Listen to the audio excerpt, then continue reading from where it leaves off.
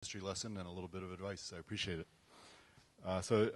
Next up, we have the Wayne Westling Award, and John Bonine is going to present, and the recipient is Jennifer Freyd.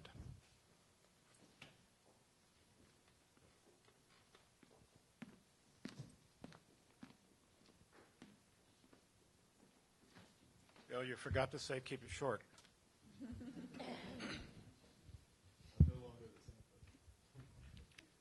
Institutional courage. As far as I know, Professor Jennifer Freyd invented that term.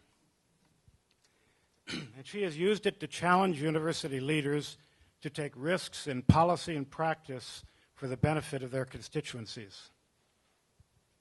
The term institutional courage evolved from another term for which Professor Freyd has become famous nationally and internationally: institutional betrayal. Institutional betrayal is the yin from which the yang of institutional courage has emerged.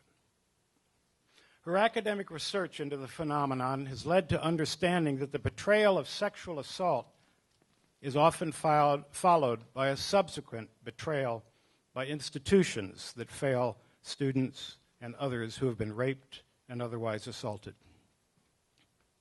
Her research on that and other issues has led her to be among the most highly cited scholars at the university in academic journals. But her work on this issue has not been only scholarly. She puts her concerns on these and other matters into practice. This has caused problems, including unjustified criticisms by some administrators, thankfully no longer serving at this university. I won't list the details. Many of you know them. But I will say that when that kind of thing happens, it becomes all the more important that the University Senate stand up for that professor. I will list just a few of Professor Freyd's accomplishments in shared governance. This is the most important service award the university can give to a faculty member. I was a colleague of Professor Wayne Westling, in whose name the Wayne Westling Award for University Leadership and Service was created in 2001 after Wayne's premature death. This award is for the work in the service of shared governance. Professor Freyd's efforts have included, and I can't list them all, a successful fight in the University Senate for open committee meetings, work to help adopt the strongest academic freedom policy in the nation, one that goes beyond any constitutional protections or court interpretations of the First Amendment. Efforts to protect shared governance when under threat, as it was in December 2015 when she and others helped persuade the university president and provost to withdraw a proposal to the Board of Trustees that would have crippled faculty participation in governance. Her work goes far beyond governance, including efforts to rectify gender discrimination in salary practices, successfully recruiting and nurturing 3 African American doctoral students in recent years, an actual achievement to address diversity that stands in stark contrast to the pattern otherwise present in some parts of the university. And of course, here is some of the most important work she has done. For years, numerous individual meetings with university presidents, senior administrators, deans, Office of Affirmative Action and Equal Opportunity, and others, advocating and advising them regarding sexual violence. Pushing for sexual assault surveys of our students long before anybody else really started doing that on a national basis. She worked on that locally. We created 2 major university sexual assault surveys. She helped create a nationwide collaboration on sexual assault surveys along with criticism of inadequate ones. Her protest against administration access to confidential counseling records here at the university that helped lead to policy reforms to protect student privacy. Insistence on a survivor-centered policy on sexual assault reporting that has helped lead now to a model policy at the university, a model for the entire nation. Numerous national efforts which I will omit. Go look at her website. You will be amazed. While rigorously pursuing her scholarship and teaching, Dr. Jennifer Freyd has been one of the most important leaders in service at the University of Oregon for years. She is the perfect recipient for the Wayne Westling Award for University Leadership and Service in the Pursuit of Shared Governance, which the Senate voted unanimously to award her. Jennifer, congratulations.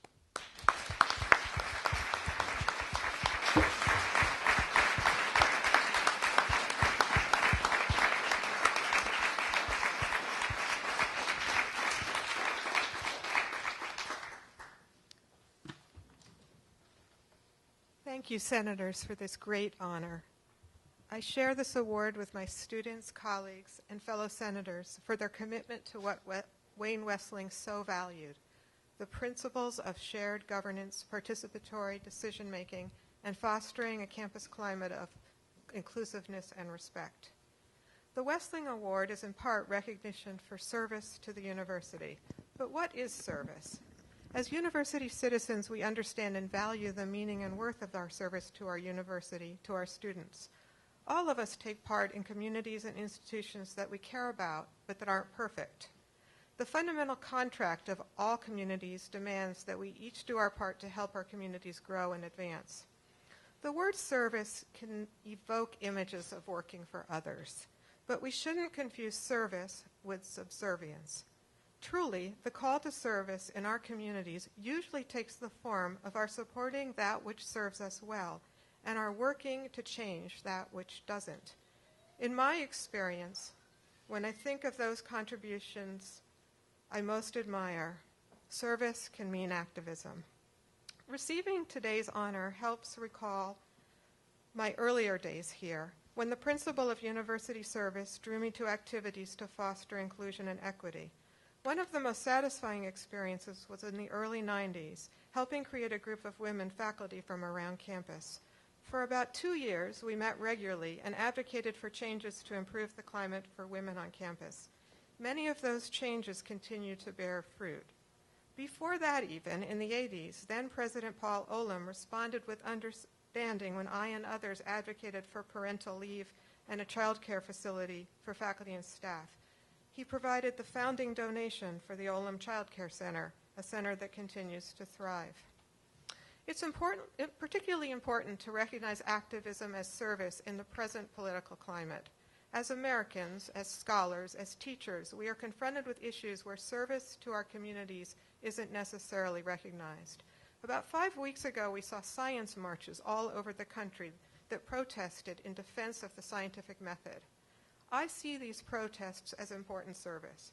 When climate scientists try to warn politicians and business leaders about the dangers of the course we are on, that is service, a great service. Leaders should react positively to this service. They should recognize that activists are bringing them something of great value. Unfortunately, they often don't. Activism as service is often denigrated and attacked. Service to our communities that confronts what is wrong gets shot down. We're told we are out of our lane, that we need to go back to our ivory tower, to go back to, quote, academic matters. Pushback can at times be hard to handle, but making change can be uplifting for all when a university or community or country can change in positive ways. This Senate is an amazing venue for service in creating necessary change. It is the primary decision-making body of the university because its faculty are vested by Oregon law, first adopted in 1876, with responsibility for the immediate government and discipline of the university. Of course, that's a shared governance responsibility. True, there's a governing board and a state legislature that serve as an ultimate government above us. Still, this Senate has significant authority, responsibility, and expertise that has allowed us to accomplish a lot.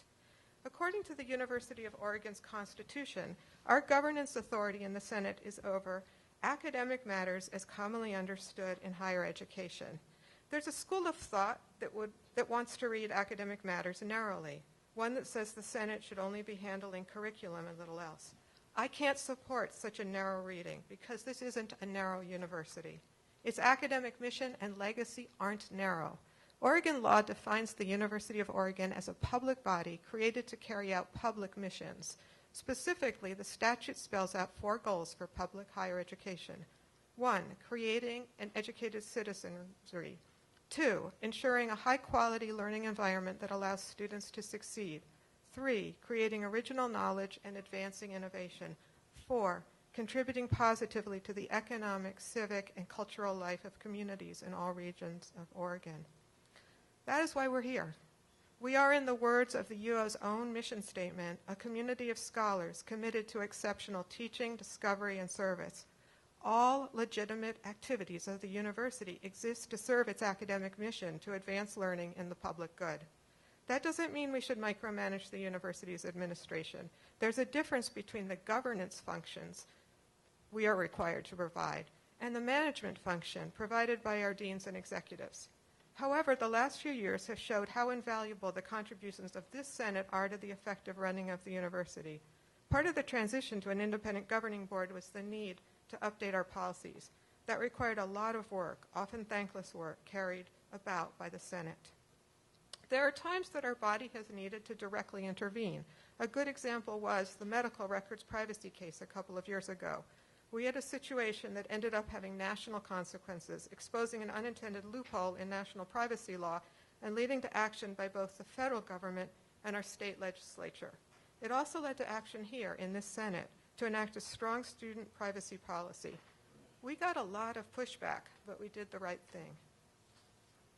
Perhaps the most vital work of the Senate has been in crafting policy that allows us to live up to our ideal of being a community of scholars, that, in the words of the mission statement, helps individuals question critically, think logically, reason effectively, communicate clearly, act creatively, and live ethically. One example of such policy is the University of Oregon's Academic Freedom Policy, enacted in the spring of 2014, which is applicable not only to faculty, but to students and all staff. The breadth of the policy also goes beyond even federal free speech law, but that fact and the policy's special procedures have sometimes been ignored. Another example of a policy that promotes our commitment to academic freedom and to a campus climate of inclusiveness and respect is the new Student Sexual and Gender-Based Harassment and Violence Complaint and Response Policy. Despite the Senate's successes and contributions, living up to our values of academic openness and participatory governance is neither automatic nor always well received. In all of the cases I've mentioned, we have received pushback. As we've developed the reporting policy, some of those who contributed the most to the process were blocked from serving on the committee. Many of us have been called names and attacked. And now we have the problem of getting policies we have passed to be followed in practice. And so now, yet again, we senators face a choice. Will we hold true to our values and assert what is right and is consistent with the mission of a university? Will we continue to take our governance and oversight role seriously, or will we be diminished as our self-governing community of scholars is transformed into a corporatized bureaucracy? I will continue to hope and believe that all of us in this great university can work together. Let's not forget that the roots of many, if not most, of our administration are as faculty members, as professors. I thank them for taking on additional and important responsibilities. But none of us should take paths that will not be in the best interests of our students and our historic mission. As teachers and scholars, we have the authority and, yes, the power to be more than a small box in a university's organizational chart. We are a vital part of our university's governance, and through our service and commitment, we contribute to the health of an equitable, inclusive, high-quality learning environment. We have challenging work ahead of us to ensure the health of higher education and the well-being of our students, and we must do it together. Thank you.